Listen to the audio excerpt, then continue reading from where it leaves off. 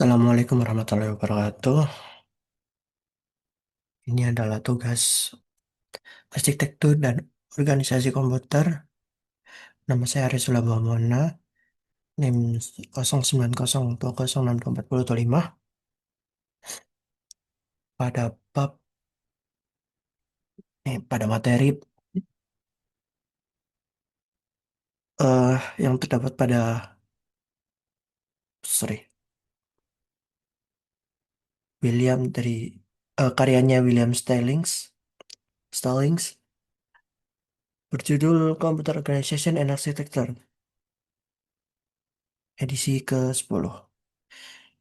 Ini karena bahasa Inggris sudah saya rangkum dalam bahasa Indonesia. Mari kita lihat di sini. Jadi judul ini itu memberi materi sebagai edisi ke-10 dari buku Computer Organization and Architecture karya William Stallings, input berupa input output dalam konteks organisasi dan arsitektur komputer.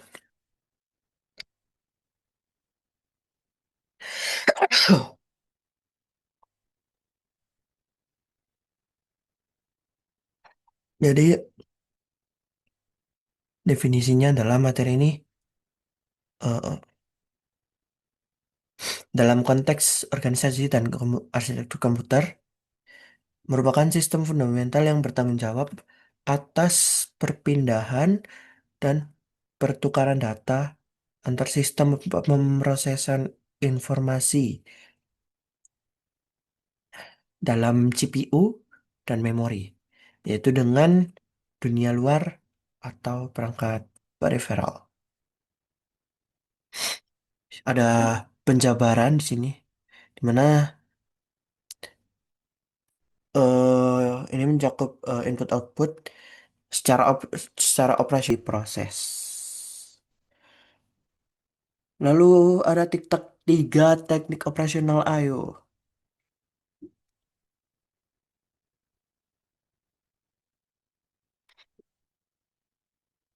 Jadi ada tiga teknik utama yang digunakan prosesor untuk menjalankan operasi I/O.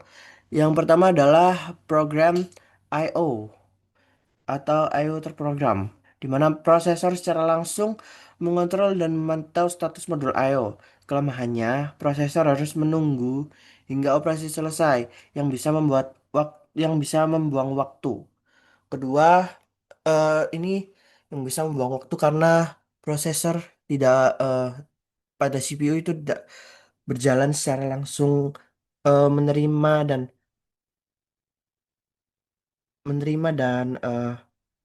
intinya secara kalau analogi dia hanya dia hanya punya satu jalur yang bisa diakses, jadi harus bergantian. Lalu yang kedua, interrupt driven, ini I/O berbasis interupsi, tuh, di mana prosesor mengeluarkan perintah I/O dan segera melanjutkan pekerjaan lain.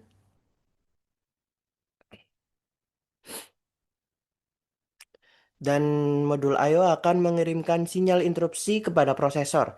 Setelah transfer data selesai, terakhir direct memory access yang merupakan teknik paling efisien untuk volume data besar atau big data, di mana transfer data antara modul I/O dan memori utama dilakukan secara langsung tanpa intervensi prosesor secara proses memulai operasi.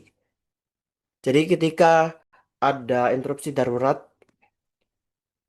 maka dia akan CPU akan memproses melalui DMA atau Direct Memory Access dan menerima perintah yang merupakan secara atau garis besarnya intervensi yang sifatnya darurat gitu untuk diterima duluan. Setelah itu baru dia akan kembali menjalankan perintah yang di awal. Lalu selanjutnya petunjuk I/O commands. Nah, nih.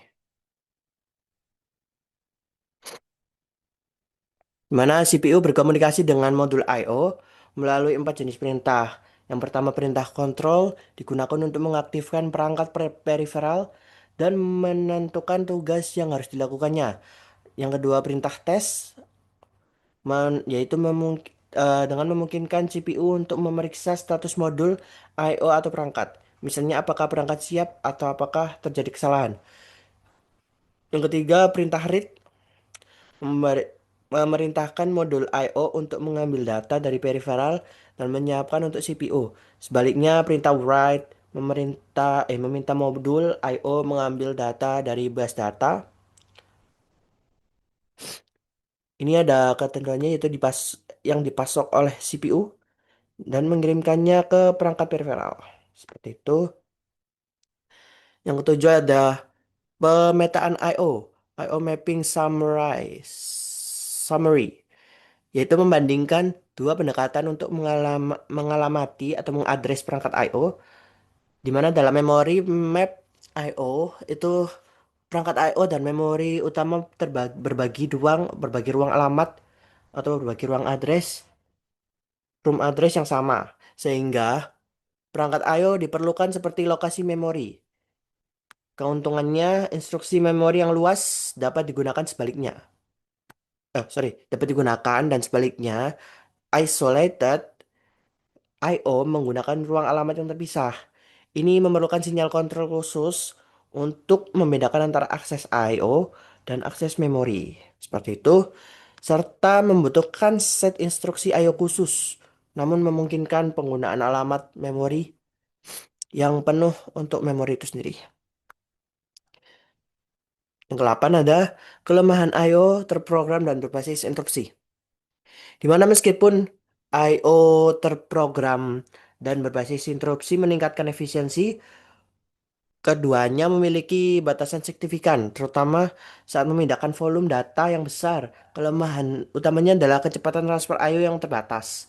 Karena dibatasi oleh seberapa cepat prosesor dapat menguji dan melayani perangkat. Selain itu, prosesor terikat ketat dalam proses transfer karena harus mengeksekusi banyak instruksi I/O input output untuk setiap blok data.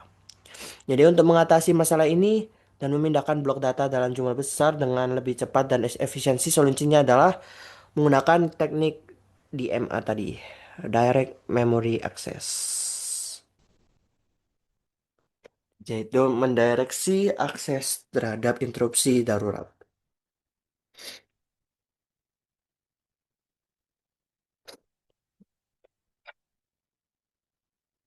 Oke. Yang kesembilan ada Direct Change Access, DCI, DCA, yaitu pada dasarnya sering meningkatnya kecepatan I/O modern seperti Ethernet 10 per 100 Gbps, DMA tradisional menjadi kurang memadai. Di mana DCA ini adalah teknologi yang muncul sebagai solusinya karena DCA memungkinkan perangkat I/O, misalnya kartu jaringan.